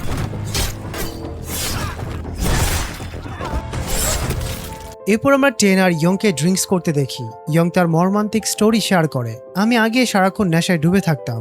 যেদিন ইয়নবির মা মারা যায় সেদিন আমি নেশা করে বাড়ি ফিরেছিলাম। সে রাগ করায় আমি রাগের মাথায় বাইরে চলে যাই। বাইরে আমি একটা সিগারেট খাই এবং সেটা না নিভিয়ে ছুঁড়ে ফেলে দিই। যখন আমি আসি দেখি বাড়িতে দাউ দাউ করে আগুন জ্বলছে, আর ওই আগুনটা আমারই ছুঁড়ে ফেলা সিগারেটের কারণে লেগেছিল। আমার এতটুকু সাহস ছিল না যে ভেতরে ঢুকে আমি তাকে বাঁচাতে পারি। অন্যদিকে জন জানতে পারে যে ইয়ং এবং ইয়নবি দুজনেই টেনকে সাহায্য করছে। সে ভাবতে থাকে যে এরা কেন তাকে সাহায্য করছে। পরের দিন টেন তার বানানো গান চেক করছিল যে সেটা ঠিকমতো চলছিল কিনা। ইয়নবি তখন তাকে দেখছিল। সে টেনকে ব্রেকফাস্টের জন্য ডাকে। ইয়নবির ফ্রেন্ড তাকে নিয়ে মজা উড়াতে থাকে। এরপর ইয়নবি যখন মার্কেটে যায় সে তড়িঘড়ি করে পালানোর চেষ্টা করে, কিন্তু অফিসার ঠিক তার কাছেই ছিল। যদিও প্রথমে সে চিনতে পারেনি, ইয়নবি টেন আর ইয়ংকে কল করার চেষ্টা করে, কিন্তু কেউ কল ধরে না। হঠাৎ পুলিশ অফিসারের মনে পড়ে যায়, আরে এই তো সেই মেয়েটা। তারা ইয়নবিকে ধাওয়া করতে শুরু করে, কিন্তু ইয়নবি কোনো মতে বাঁচতে বাঁচতে ঘরে পৌঁছে যায় এবং সবাইকে সব জানায়। তারা আবার আলাদা আলাদা হয়ে যায়। তারা চলে যাওয়ার পর ইয়নবির ফ্রেন্ডের কাছে কেউ একজন আসে, আর সে অন্য কেউ নয়, স্বয়ং জন। সে তাকে শুধু একটা প্রশ্নই করে, তোমরা টেনের সাহায্য কেন করছো? তাদের মধ্যে চরম তর্ক শুরু হয়। জন তাদের ওপর হাত তোলে এবং বারবার একই প্রশ্ন করে, কিন্তু তারা যখন কিচ্ছু বলে না তখন জন সেখান থেকে চলে যায়। টেন সোজা দুয়ং এর কাছে পৌঁছে যায়। সে তাকে বলে, আমার কাছে মাপ চা, কিন্তু অহংকারী দুয়ং মাপ চায় না। শুরু হয় এক লম্বা এবং হাড়হিম করা ফাইট।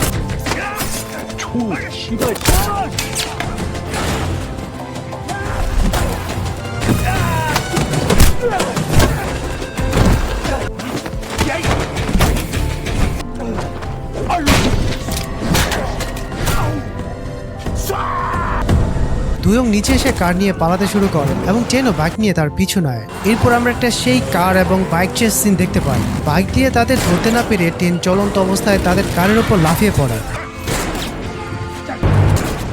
সে ভেতরে গুন্ডাদের ধাক্কা মেরে বাইরে ফেলে দিয়ে নিচে কার চালাতে শুরু করে এবং কোনো মতে গাড়িটাকে টানেলের বাইরে নিয়ে আসে। যেমনই তারা টানেল থেকে বের হয়, একটা বিশাল ট্রাক এসে সজোরে তাদের কারকে হিট করে। টেন লাস্ট মোমেন্টে সাইড হয়ে যায়, কিন্তু দুই অং মারাত্মকভাবে ইনজুর্ড হয়। টেন যখন তাকে কনফেস করতে বলে, ঠিক তখনই সে মারা যায়। আর তখনই টেনের কাছে জনের কল আসে। জন তাকে বলে, তুমি তোকে মেরেই দিলে, তাহলে তো তোমার বদলা শেষ। Hello mister vitamin. টেন বুঝে যায় যে এই লোকটাই তাকে কার রেসে ডেকেছিল। জন অফার দেয়, তোমার বদলা তো পুরো হয়ে গেছে, তাহলে চলো আমরা পার্টনার হয়ে যাই। তোমাকে আমার খুব পছন্দ হয়েছে, বলো তোমার কি চাই। টেন দাঁত কটমট করে বলে, আমি চাই তোকে তোর করা সব পাপের সাজা দিতে। সে ফোন কেটে দেয়, আর এদিকে জন অট্টহাসি হাসতে থাকে। এরপর জন সোজা দিয়ংয়ের বাবা মার কাছে যায় এবং তাদের দুজনকে অত্যন্ত ঠান্ডা মাথায় খুন করে ফেলে। সে তাদের বডির সামনে দাঁড়িয়ে নিজের ভয়ঙ্কর সিক্রেট রিভিল করে। সে বলে, তোমরা কি একটা সিক্রেট জানতে চাও? যখন আমার বয়স 16 বছর ছিল, তখন আমার বাবা মা মারা যায়। কিন্তু তাদের কে মেরেছে জানো? আমি তাদের নিজের হাতে মেরেছিলাম। কারণ যখন আমি জানতে পারি যে তারা তাদের সমস্ত সম্পত্তি একটা মন্দিরে দান করে দেবে, তখন আমার মাথার তার পুরোপুরি ছিঁড়ে যায়। আমার নিজেরও রিয়ালাইজ হয়নি যে আমি তাদের 130 বার চাকু দিয়ে স্ট্যাপ করেছিলাম। আর যখন আমি ভাবছিলাম যে বডিগুলো আমি কিভাবে হ্যান্ডেল করব, ঠিক তখন নিউজের রিপোর্ট আসে যে একজন মার্ডারার জেল থেকে পালিয়েছে এবং আশেপাশে কোথাও লুকিয়ে আছে। ব্যাস, আমি পুলিশ স্টেশনে গিয়ে বলে দেই যে ওই মার্ডারারই আমার বাবা মাকে খুন করেছে। 2 দিন পর ওই লোকটা পুলিশের হাত থেকে পালাতে গিয়ে মারা যায়। আর ঠিক তখন আমি রিয়ালাইজ করি যে আমাকে আমার ফিউচারের জন্য ঠিক এই কাজটা ইউজ করতে হবে। এরপর তার ক্লিনিং টিম এসে সব সাফ করে দেয়। জন এরপর ইয়ং এর বাড়িতে যায়, যেখানে সে ইয়ং আর ইয়নবির ছোটবেলার একটি ছবি দেখতে পায় এবং সেটা আগুনে পুড়িয়ে দেয়। সে ভাবতে থাকে টেনের সাথে এসে এবার কি গেম খেলবে। অন্যদিকে অফিসার ইউর কাছে কল আসে যে তার কাজ শেষ, সে এখন ফিরে আসতে পারে, তাকে আর টেনকে খোঁজার দরকার নেই। ইউ ডিটেকটিভকে জিজ্ঞেস করে এমন কেন হলো। টেন তো এখনো ধরাই পড়েনি। ডিটেকটিভ বলে, যদি জানতে চাও তবে আমার সাথে চলো। সে ইউকে নিয়ে সোজা ইয়ংকে অ্যারেস্ট করে নেয় সেই পলিটিশিয়ানের মার্ডার কেসে। এই দৃশ্য দেখে সবাই কনফিউজড হয়ে যায় যে নিজের বাবাকে এভাবে নিয়ে যেতে দেখে ইয়নবি চিৎকার করে ওঠে, আপনাদের নিশ্চয়ই কোনো ভুল হচ্ছে, ওনাকে কোথায় নিয়ে যাচ্ছেন? অফিসার ইউ কিছু বুঝতে পারছিল না। তারা ইয়ংকে ধরে নিয়ে যায় এবং এই খবর টেনের কাছেও পৌঁছে যায়। ইয়ং এর ইনভেস্টিগেশন চলতে থাকে এবং তারা ইয়নবিকে তার বাবার সাথে দেখাও করতে দিচ্ছিল না। তারা ইয়ংকে জোর করছিল ক্রাইম কনফেস করার জন্য, কারণ ক্রাইম সিনে তার ডিএনএ পাওয়া গিয়েছে। আর এই কথা শুনেই পরিষ্কার হয়ে যায় যে জন ওই দিন ইয়ং এর বাড়িতে ঠিক কি করতে গিয়েছিল। ইয়ং সব বুঝতে পারে। সে বলে, আমার মেয়ে বিপদে আছে, আমাকে যেতে দিন। কিন্তু তারা তার একটা কথাও শোনে না এবং তাকে জেলের ভেতর আটকে রাখে। ডিটেকটিভ সেখানে সে ইয়নবির নামও নেয় এবং বলে যে এই মার্ডার কেসে তার মেয়েকেও জড়ানো হবে।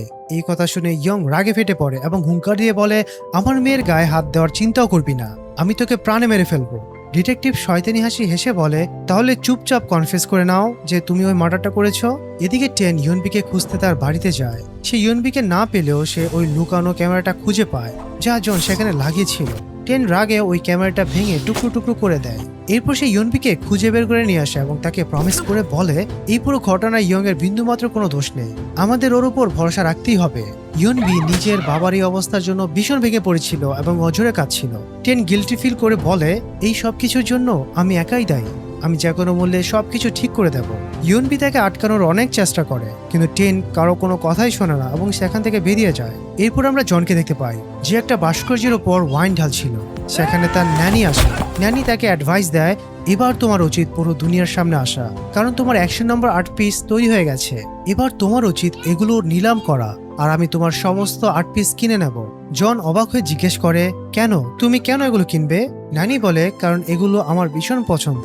এই আর্ট পিসগুলোর মধ্যে আমি তোমার প্রতিচ্ছবি দেখতে পাই, তাই আমি এগুলো নিজের কাছে রাখতে চাই। জন হাসতে হাসতে বলে, আমারও এই স্কাল্পচারগুলো খুব ভালো লাগে, বিশেষ করে মানুষের সেই ইমোশনগুলো যখন তারা বুঝতে পারে যে তাদের জীবনে কন্ট্রোল অন্য কারো হাতে চলে গেছে। মৃত্যুর ঠিক আগ মুহূর্তে তারা যখন আমার পায়ের কাছে পড়ে জীবন ভিক্ষা চায়, তখন আমার জাস্ট ফাটাফাটি লাগে। ঠিক তখন টেন জনকে কল করে। জন তাচ্ছিল্য করে বলে, আমি তো ভেবেছিলাম তুমি আমাকে আরেকটু আগেই কল করবে। টেন রাগে কাঁপতে কাঁপতে বলে, তুমি এসব কেন করছো, আমার পেছনে কেন পড়ে আছো, আর ইয়ং তোমাকে কি এমন ক্ষতি করেছিল? জন শান্ত গলায় জবাব দেয়, কারণ সে আমার কথা শোনেনি, তাই আমাকে বাধ্য হয়ে এমনটা করতে হয়েছে। জন টেনকে একটা অফার দেয়, সে টেনকে সেই টানেলে যেতে বলে। জন বলে, ওখানে একটা বক্স আছে, সেটা খোলো, ওর ভেতরে একটা চাকু আর একটা ব্ল্যাঙ্ক চেক রাখা আছে, তুমি এই দুটোর মধ্যে যে কোনো একটা বেছে নিতে পারো। হয় এই চাকুটা নাও এবং কনফিউজ করো যে ইয়ং নয়, তুমি ওই মার্ডারটা করেছো, আর না হয় আমার পার্টনার হয়ে যাও। টেন জিজ্ঞাসা করে, তুমি এত জঘন্য খেলা কেন খেলছো?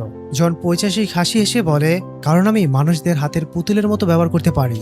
আর মানুষ যখন বুঝতে পারে যে তাদের কাছে আর কোনো অপশন নেই, তখন তারা নিজেরাই নিজেদের জীবন শেষ করে দেয়। মিলিয়ে নিও, ইয়ংও ঠিক এই কাজটাই করবে। টেন রাগে মাঝপথে কলটা কেটে দিয়ে সেখান থেকে চলে যায়। জন এতে মারাত্মক রেগে যায়, কারণ টেন তার কথা অসম্পূর্ণ রেখে কল কেটে দিয়েছে। এটা তার ইগোতে চরম আঘাত করে। অন্যদিকে ইয়ং জেলের ভেতর বসে তার মেয়ের সাথে কাটানো পুরনো স্মৃতিগুলো মনে করছিল। তার মনে পড়ে যায় যখন সে প্রথমবার জেলে গিয়েছিল, তখন ইয়নবি তাকে কতটা ভালোবাসতো। সে প্রায় বাবার সাথে দেখা করতে জেলে আসতো, কিন্তু জেলের বাইরে মানুষেরা ইয়নবিকে খুব মেন্টাল টর্চার করতো, কারণ তার বাবা একজন খুনি ছিল।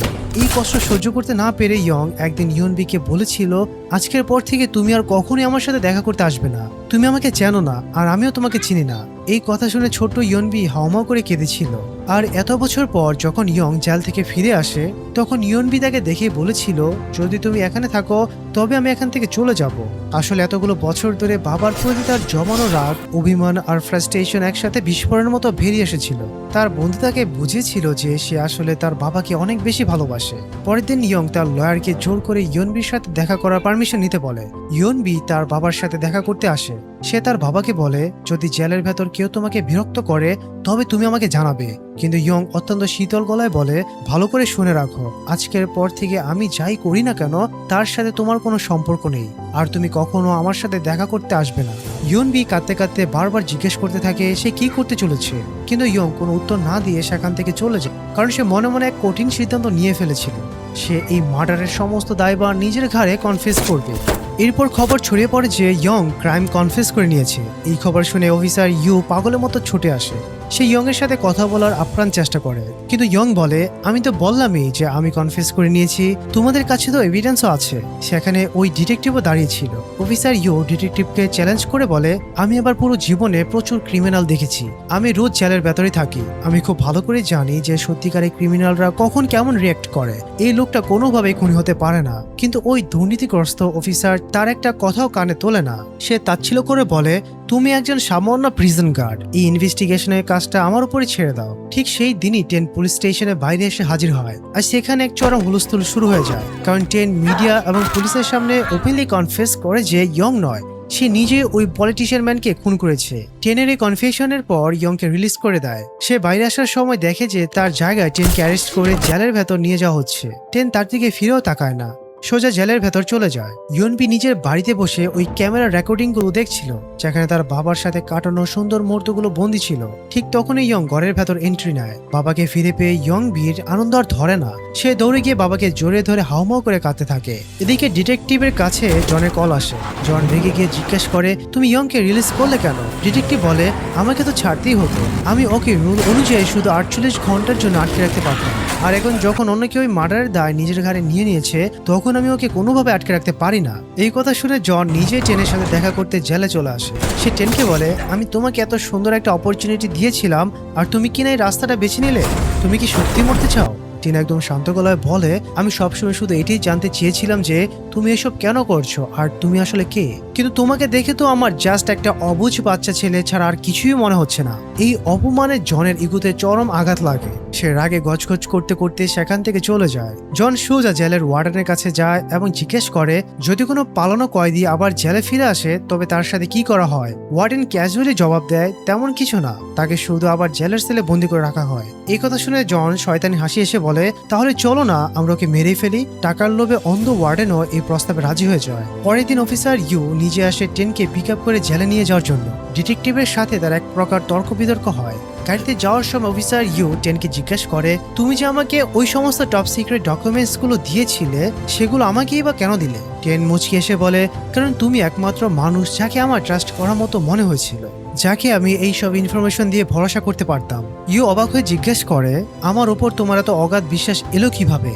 তখন টেন একটা দারুণ কথা বলে, যে মানুষটা একটা মরা গাছকেও রাস্তায় ফেলে দিতে পারে না, সে এত বড় এভিডেন্স গুলো কিভাবে ফেলে দেবে? ইউ মুচকি আসে। সে জিজ্ঞেস করে, তুমি কি সত্যি হার মেনে নিয়েছো? টেন দীর্ঘশ্বাস ফেলে বলে, আমি এই ইঁদুর বিড়ালের দৌড় থেকে এবার সত্যি খুব ক্লান্ত হয়ে পড়েছি। গাড়ি চলতে চলতে হঠাৎ ড্রাইভার ব্রেক নেওয়ার জন্য নিচে নামে। ঠিক সেই সুবর্ণ সুযোগে অফিসার ইউ নিজে ড্রাইভিং সিটে বসে ফুল স্পিডে গাড়ি নিয়ে সেখান থেকে পালিয়ে যায়। সে টেনকে নিয়ে একটা নতুন রাস্তায় এসে দাঁড়ায়। সে বলে, এখানে একটা নতুন রাস্তা আছে, এবার তুমি তোমার নিজের গন্তব্য নিজে বেছে নাও। আমি মন থেকে চেয়েছিলাম তোমার জন্য অনেক কিছু করতে, কিন্তু আমি তো শুধু একজন সামান্য প্রিজন গার্ড, তাই আমার ক্ষমতার মধ্যে যতটুকু ছিল আমি ততটুকুই করেছি। আমি আশা করি পরের বার তোমার সাথে আমার জেলের ভেতর নয়, পারে কোনো সুন্দর পৃথিবীতে দেখা হবে। টেন গাড়ি থেকে নেমে সামনে এগিয়ে যায় এবং দেখে যে ইয়ং আর ইউনবি তার জন্য অধীর আগ্রহে অপেক্ষা করছে।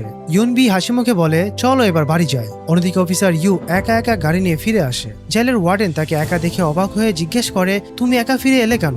টেন কোথায়? ইউ কোনো জবাব না দিয়ে সোজা ভেতরে ঢুকে ওয়ার্ডেনের মুখে সজোরে একটা ঘুষি মারে। এরপর আমরা জানতে পারি যে ইউ আসলে জন আর ওয়ার্ডেনের সমস্ত নোংরা কথাবার্তা লুকিয়ে শুনে ফেলেছিল এবং তার কাছে সমস্ত এভিডেন্সও আছে। সে হুঙ্কার দিয়ে বলে, আমি এখনই ইন্টারনাল ইন্টেলিজেন্সকে সবকিছু রিপোর্ট করে দেব।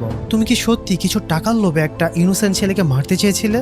এদিকে জনের সে গ্র্যান্ড নিলামের দিন ঘনিয়ে আসে। সারা শহরে এই খবর ছড়িয়ে পড়ে যে এক অত্যন্ত ফেমাস আর্টিস্ট, যে কিনা আজ পর্যন্ত কখনো পাবলিকের সামনে আসেনি, সে ফাইনালি তার আর্টিস্টিক পিসগুলো অকশন করতে চলেছে।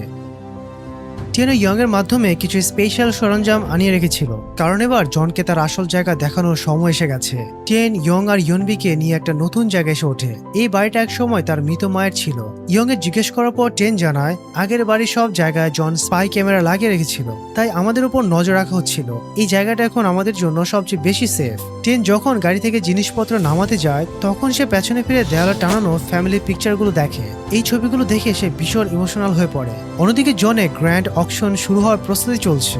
সে খুব রিল্যাক্সড মুডে ঘুরে বেড়াচ্ছিল, কারণ তার বদ্ধমূল ধারণা ছিল যে টেন এতক্ষণে জেলের ভেতর মারা গেছে। কিন্তু হঠাৎ তার কাছে ওই দুর্নীতিগ্রস্ত ওয়ার্ডেনের কল আসে। সে কাঁপা কাঁপা গলায় বলে, টেন জেলের ভেতর সুইসাইড করেছে। আমি নিজের চোখে বডি চেক করেছি, কিন্তু জন তো এক নম্বরে শয়তান। সে খুব ভালো করে জানতো যে টেন কোনোদিনই সুইসাইড করার মতো ছেলে নয়। জন ওয়ার্ডেনকে বলে, আমার মনে হচ্ছে তুমি কোনো খুব বড় মুসিবতে ফেসে গেছো। ওয়ার্ডেন হ্যাঁ সূচক জবাব দেয়। জন বুঝে যায় যে কেউ একজন ওয়ার্ডেনকে জিম্মি করে এই কথাগুলো বলাচ্ছে। জন তাকে লোভ দেখিয়ে বলে, আমার কাছে অনেকগুলো গোল্ড বার আছে, তোমার লাগলে আমি দিতে পারি। কিন্তু ওয়ার্ডেন জবাব দেয়, তুমি এখন যা যা বলছো তার সবকিছু রেকর্ড হচ্ছে। আসলে অফিসার ইউই ওয়ার্ডেনকে জিম্মি করে এই কনফেশনগুলো রেকর্ড করছিল। অন্যদিকে টেন আর ইয়ং এর ইনভেস্টিগেশন একটা বড় প্যাটার্ন বেরিয়ে আসে। তারা জানতে পারে যে জন যখনই কোনো ফেক কেস সলভ করে আসল ক্রিমিনালদের বাঁচিয়ে দিত, ঠিক তার 10 দিন পরেই সে একটা করে অকশন রাখতো। এই অকশনে জন তার নিজের বানানো আর্ট পিসগুলো অন্যদের দিয়ে হাই প্রাইসে কেনাতো এবং পরে সেগুলো আবার নিজের বাড়িতে নিয়ে আসতো। আর যারা আর্ট পিসগুলো কিনতো তারা আর কেউ নয়, ওই আসল ক্রিমিনালরাই ছিল যাদের জন বাঁচিয়েছিল। এদিকে কিছু অ্যান্টি কারাপশন অফিসার এসে অফিসার ইউকে ঘুষ নেওয়ার ফেক চার্জে অ্যারেস্ট করে নিয়ে যায়। অবশেষে জনের সে বহুল প্রতীক্ষিত অকশন শুরু হয়। ন্যানি জনকে জিজ্ঞেস করে, আজ তোমার কেমন ফিল হচ্ছে? জন চরম অহংকার নিয়ে বলে, সেটা তো অকশন শেষ হলে বোঝা যাবে। অকশন শুরু হতে ন্যানি সবার আগে বিট করে এবং বলে যে এই আর্ট পিসটা সেই কিনবে। কিন্তু হঠাৎ করে একটা অদ্ভুত ব্যাপার ঘটে যায়, প্রাইস হুহু করে বাড়তে থাকে। কেউ একজন অনলাইনে বসে ন্যানির হাঁকানো প্রতিটা প্রাইসকে বিট করে আরো হাই প্রাইস দিচ্ছিল। জন অবাক হয়ে ভাবে যে এই লোকটা কি হতে পারে। শেষমেশ ওই অচেনা অনলাইন বিটার সবচেয়ে হাই প্রাইস দিয়ে মূর্তিটা কিনে নেয়। ন্যানি অবাক হয়ে জিজ্ঞেস করে, আমার চেয়ে বেশি ডেসপারেট কে হতে পারে? জন মুচকে এসে বলে, একজন তো আছে, কিন্তু তার কাছে তো কিচ্ছু নেই। জন আসলে টেনের কথাই বলছিল। এরপর জনকে স্টেজ থেকে ডাকা হয় তার ফেস রিভিল করার জন্য, কিন্তু সে স্টেজে না গিয়ে সোজা প্রাইভেট ভিআইপি রুমে যায় ওই অনলাইন বিডারকে চেক করার জন্য। কিন্তু সেখানে গিয়ে সে যা দেখে তাতে তার পায়ের তলা থেকে মাটি সরে যায়। ওই রুমে বসেছিল দো ইয়ং, সে জ্যান্ত বেঁচে আছে।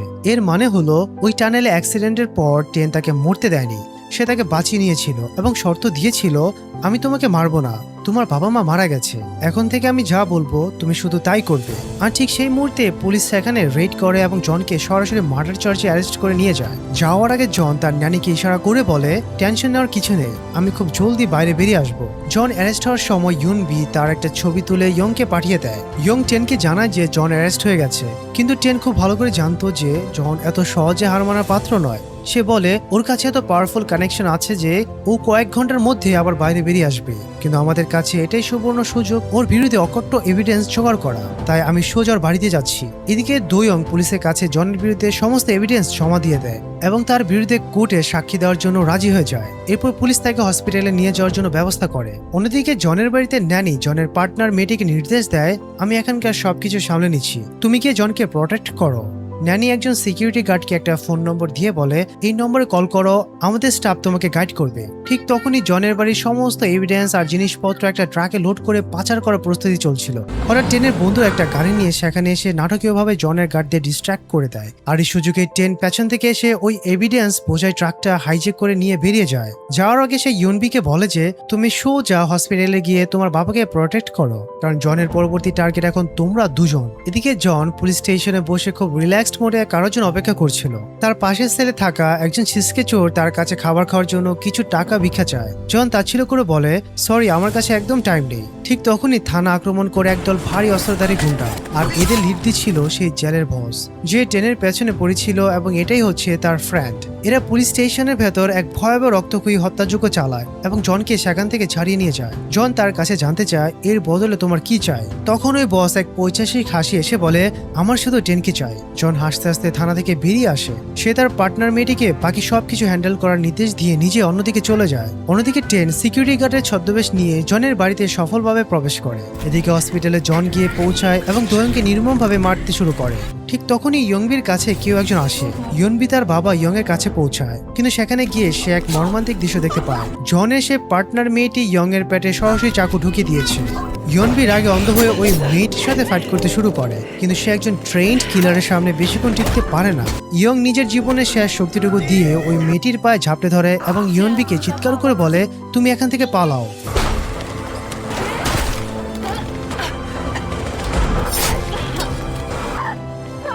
ইয়নবি তার বাবার কাছে ছুটে যায় এবং কাঁদতে কাঁদতে বলে যে সে অ্যাম্বুলেন্স ডেকেছে, কিন্তু ঠিক তখনই ওই খুনি মেয়েটি আবার সেখানে ফিরে আসে।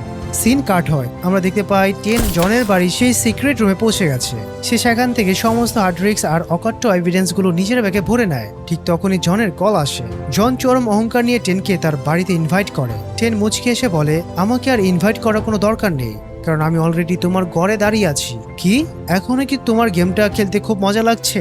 কারণ তোমার এই নোংরা গেমের এবার দা এন্ড হতে চলেছে। টেন জনের বাড়ি ডেডলি লেজার আর সিকিউরিটি সিস্টেম থেকে কোনো মতে বাঁচতে বাঁচতে বাইরে বেরিয়ে আসে, কিন্তু বাইরে আসতে তার মুখোমুখি হয় সেই জালের বস। সে টেনকে দেখে শয়তানি হাসি এসে বলে হ্যালো, আমি এই দিনটার জন্য এত বছর ধরে অপেক্ষা করছিলাম জানো, আর ফাইনালি আজ তুমি আমার হাতের মুঠোয়। শুরু হয় টেন আর বসের মধ্যে এক রুদ্ধশ্বাস আর হারিম করা ফাইট। টেন লড়াই করতে করতে আবার ঘরের ভেতর ঢুকে যায়। সে একা হাতে ওই বসের সমস্ত গুন্ডাদের মাটিতে শুয়ে দেয় এবং নিজের তৈরি করা সেই স্পেশাল নীল গাল দিয়ে ফায়ার করতে থাকে।